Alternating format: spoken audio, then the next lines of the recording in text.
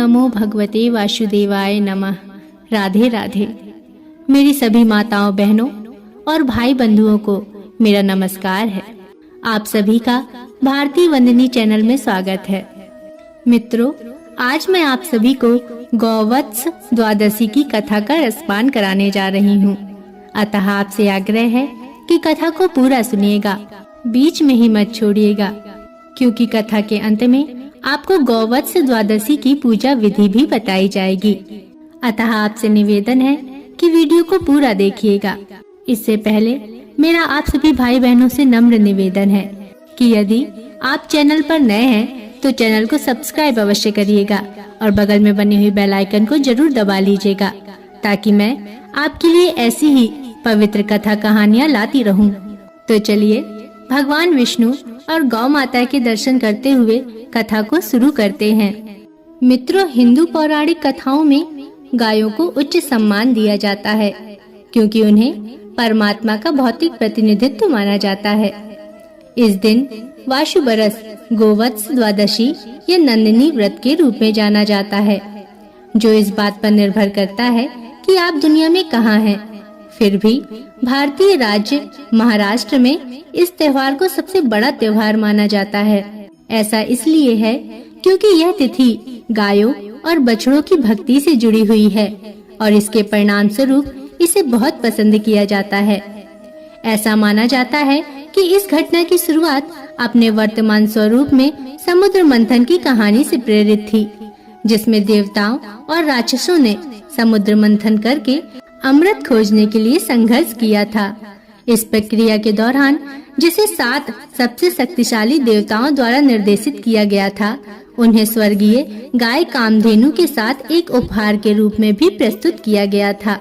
कामधेनु उर्वरता और बहुतायत की देवी हैं, जो मातृत्व, उर्वरता, देवत्व और जीविका के आशीर्वाद से भी जुड़ी हैं।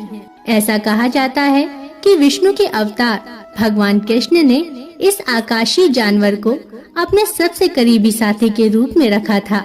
इस जानवर का भगवान कृष्ण से गहरा नाता है।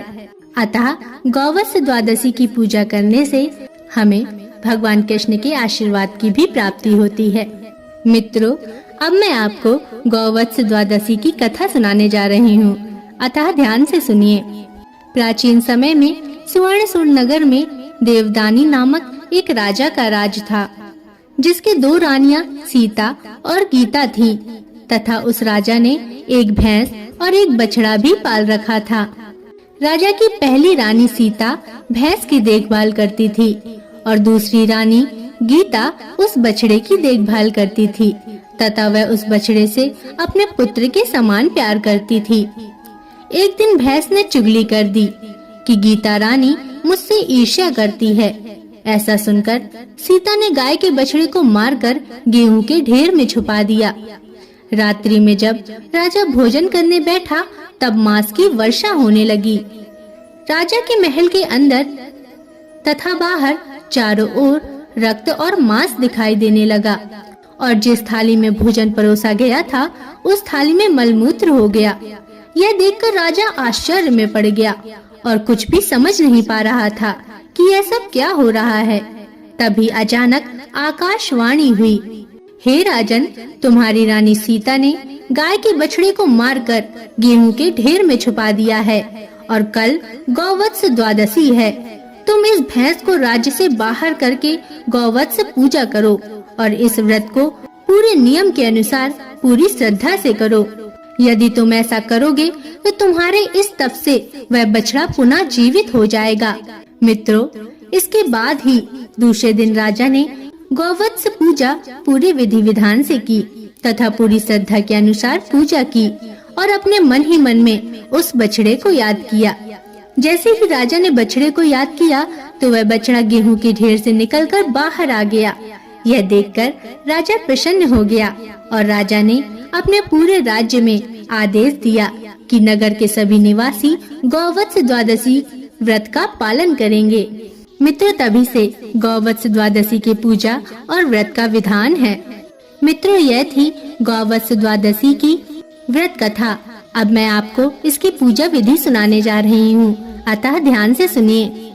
मित्रों, गौवत्स द्वादशी के दिन गाय की पूजा की जाती है। त्योहार शुरू होते ही गायों और उनके बच्चों को नहलाया जाता है, रंग बिरंगे कपड़े पहनाए जाते हैं और फूलों की माला से सजाया जाता है। जिनके पास गाय नहीं होती वे मिट्टी की गाय बनाकर उन्हें हल्दी रोली से सजाकर उसकी पूजा करते हैं। उसके बाद प्रार्थना और विशेष आरती की जाती है। उसी समय उनके माथे पर सिंदूर या हल्दी का टीका लगाया जाता है। इन अनुष्ठानों के अलावा गायों को खाने के लिए गेहूं के समान अंकुरित चना, अंकुरित मूंग प्रसाद के रूप में दिए जाते हैं। ऐसा माना जाता है कि ये खाद्य पदार्थ पूरे परिवार को सुख और धन प्रदान करेंगे। तो मित्रों, प्रेम से बोलिए गौ माता की जय। मित्रों, आशा करती हूँ कि आपको गौवत्स द्वादशी की कथा पसंद आई होगी। आपसे निवेदन है कि वीडियो को लाइक जरूर करें और चैनल को सब्सक्राइब अवश्य करें और कमेंट में अवश्य लिखें गौ माता की जय। अब अगले वीडियो तक के लिए नमस्कार।